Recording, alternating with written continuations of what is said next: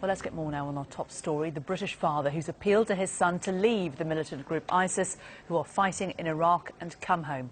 Well, joining us now from central London is the Imam Anjal Masroor, who's a member of the Muslim Council of Britain.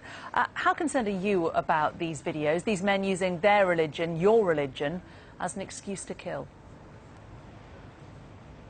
They are absolutely wrong. It's abhorrent behaviour, and we have to condemn it categorically. We need to be very tough on extremism, and we need to become even tougher on the causes of extremism. We need to come together, create a collective conscience and a narrative where there is no room for such people.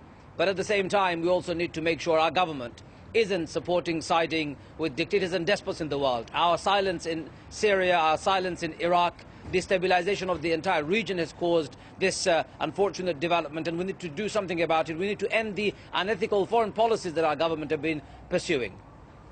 Can you understand the appeal to young British Muslims to go out there and fight? I can understand their grievances, and I think everyone with grievances don't have any justification to pick up guns and therefore go out there to fight and wage a war. But at the same time, we also need to understand that 200,000 people in Syria have been killed, and we've done very little to stop that. Iraq has been destabilized because of Mr. Blair's foreign adventure, illegal Iraq war. So while we condemn these young people categorically for what they're doing, we condemn ISIS for their violence and brutality, and we call on young Muslims not to go there. We also need to tell our government to behave well and start behaving ethically when it comes to foreign policy, and not side the dictators and despots, as well as support democracy and freedom for people all across the globe. Who do you think is responsible for radicalising these young men?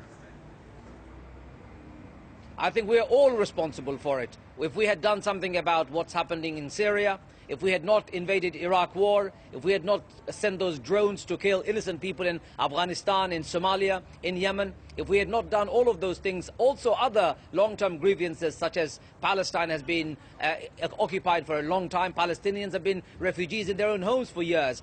All these long-term grievances, we haven't solved them in honesty. In all honesty, we've just left them to fester. We need to sort those out, and then I can almost say, most people can guarantee those who are extreme, they'll find no reasons to be extreme any longer.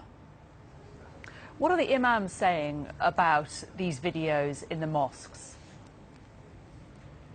Well, I talked about it in my sermon yesterday in the mosque in Friday, and I said it categorically, that these idiots who are doing this, they're not doing it in the name of Islam. Iraq and its destabilization was not caused by Islam. Syrian war wasn't caused by Islam. Palestine and the occupation of Palestine wasn't caused by Islam. Somali crisis wasn't caused by Islam. It's been unfortunate terrorist extreme development, but also fueled by unethical foreign policy. So we're very categorical. It's nothing to do with Islam. And Islam has no room for terrorism or extremism. We need to be collective. We need to be robust and firm and say, not in our name and not in our religion.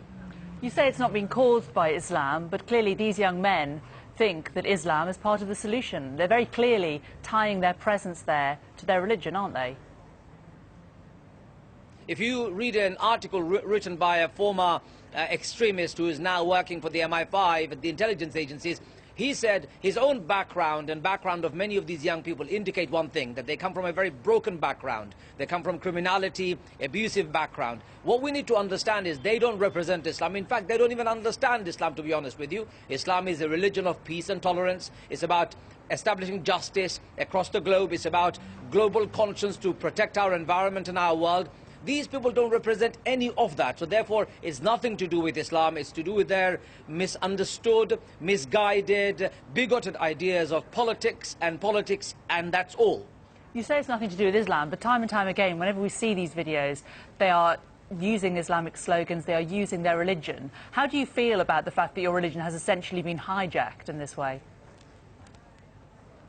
I think we can equate the same with the BNP and EDL hijacking British flag. Does it desecrate the flag itself? Do we all abandon the flag and say it's been taken over and therefore it's the fault of the entire British people? No, it isn't. There are people who are hijacking Islam. I feel very upset about it. Most Muslims do. We cannot do anything about it. But what we can do is create responsible journalism. For example, your reporting and reporting by the media, we have to become objective in it. If we make an association with Islam, when people think about Islam, they think of terrorism. And this association, subliminal message, is causing a lot of trouble for Muslims. It's also angering lots of young Muslims, and it's also pushing them over. And I believe we need to become responsible. We need to disconnect and dissociate the religion from those extremists, and we need to reclaim the moderate, the middle ground of peaceful religion called Islam. The difficulty for journalists is, of course, that it's the extremists who are linking themselves to religion. It's not the journalists adding those dots, is it? No, I think journalists have to take their own responsibility. It's about time. We had a Saudi girl only murdered the other day in the streets of Colchester because she was wearing a headscarf and an abaya, an overgown. Who made the association? Who inspired that man who murdered her? Was it that our journalists who were writing and constantly associating Muslim and practicing Islam with terrorism and extremism that inspired that man to kill? We need to be responsible. We need to understand that all Muslims are not terrorists, and when we say Islam is terrorist, when we say Islam is extremist, we bring Islam to it. Leave Islam out of it completely. They're terrorists, they're extremists, they're criminals, and call them that. They have nothing to do with Islam. Islam is my religion, a religion of 1 billion people in the world, and we all believe in peace and justice for everybody across the globe, just like everybody else does. OK, Imam Amjad Masroor, we will leave it there. And we should say, of course, that the police in Colchester have not said that that lady's religion was a reason for her being attacked in Colchester. They do not know why she was stabbed.